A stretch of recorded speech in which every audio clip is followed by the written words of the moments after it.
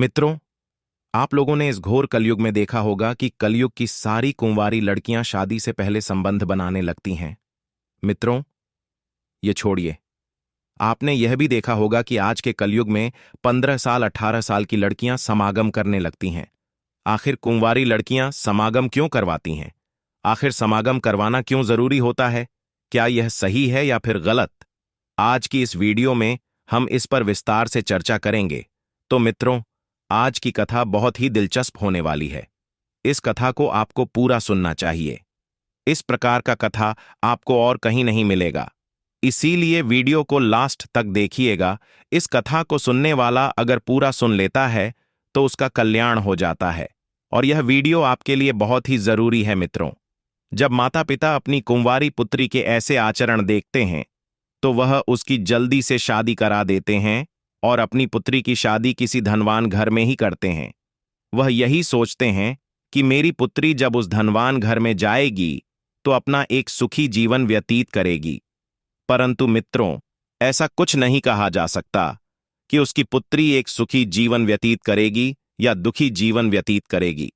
तो मित्रों, आज का प्रसंग बहुत ही रोचक मंद है। मित्रों, आज की इस वीडियो में आप सभी को एक सच्ची घटना बताने वाले हैं।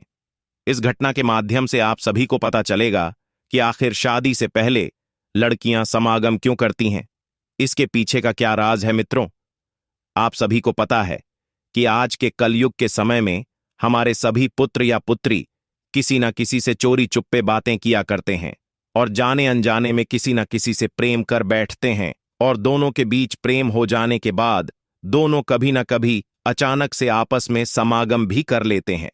अब यह बातें बहुत आम हो गई हैं। अब के समय में कुंवारी लड़कियां तुरंत मान जाती हैं समागम करने के लिए, और वह आराम से समागम कर लेती है। कोई संभव नहीं होता कि उन दोनों की शादी हो जाए। मित्रों, जब उन दोनों की शादी नहीं होती तो दोनों प्रेम के वशीभूत होकर अपने घर परिवार को छोड़कर भाग जाते हैं और कहीं पर बसेरा कर लेते हैं और शादी भी कर लेते हैं। मित्रों, आज के कलयुग के समय में ऐसी चर्चाएं हर कहीं सुनने को मिलती हैं। मित्रों, आज के कलयुग के समय में यह सब होना आम बात है। मित्रों, आज आप सभी को बताएंगे कि आखिर कुंवारी लड़कियां शादी से पहले समागम क्यों करवाती हैं। मित्रों, कथा को आगे जानने से पहले वीडियो पर पहली बार है तो वीडियो को लाइक कर दीजिए और साथ में चैनल को भी सब्सक्राइब कर दीजिए और बेल नोटिफिकेशन को ऑन एल पर सेलेक्ट कर दीजिए, और कमेंट बॉक्स में जाकर हर हर महादेव जरूर कमेंट करें। तो मित्रों, चलिए मैं आप सभी को एक कथा के माध्यम से बताता हूं कि कुंवारी लड़कियां शादी से पहले समागम क्यों करवाती हैं। नमस्कार दोस्तों, स्वागत है। मित्रों, एक बार की बात है, देवी सत्यभामा भगवान श्री कृष्ण के पास जाती हैं और भगवान श्री कृष्ण से पूछती हैं, हे प्रभु, आज मेरे मन में एक विचित्र प्रश्न उठ रहा है। तभी भगवान श्री कृष्ण जी कहते हैं, हे देवी, तुम्हारा प्रश्न क्या है? तुम अपना प्रश्न निसंकोच होकर पूछ सकती हो। तब देवी सत्यभामा कहती हैं, हे प्रभु, मेरा प्रश्न कुंवारी लड़कियां शादी से पहले समागम क्यों करवाती हैं? क्या यह करना उचित है? यह बात सुनकर भगवान श्री कृष्ण जी कहते हैं, हे देवी, आज आपने अति उत्तम प्रश्न किया है। हे देवी, मैं तुमको इस प्रश्न का उत्तर एक कथा के माध्यम से देने वाला हूं। हे देवी, इस कथा को तुमको शुरू से लेकर अंत तक पूरे मन से सुनना होगा।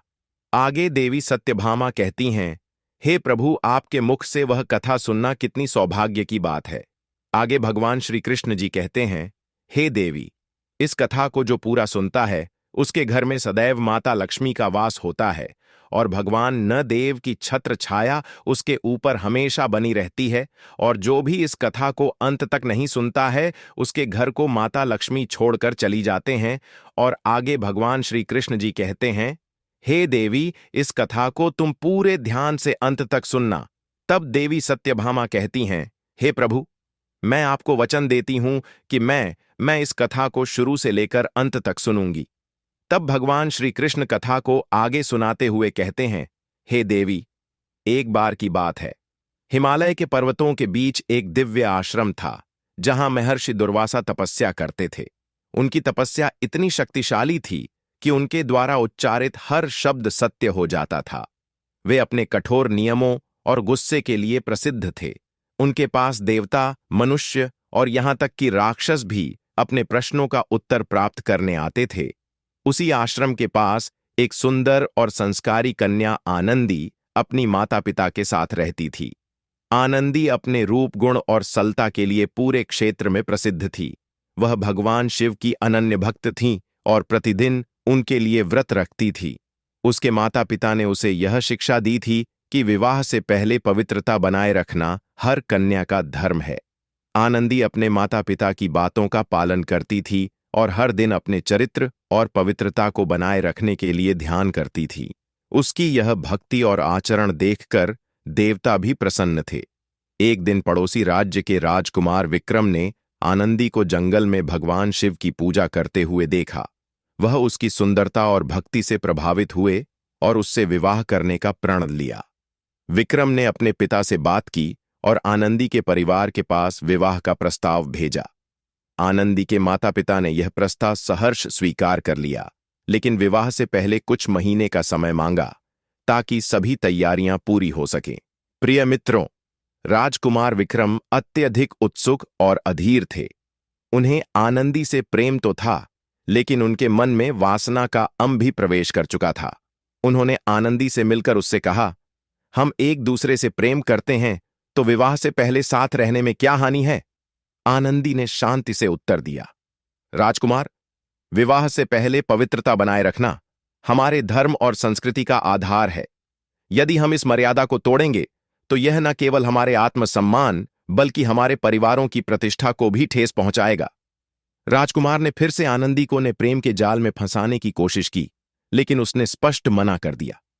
दोस्तों, राजकुमार विक्रम ने एक दिन आनंदी को धोखे से जंगल में बुलाया और अपनी इच्छाएं पूरी करने का प्रयास किया।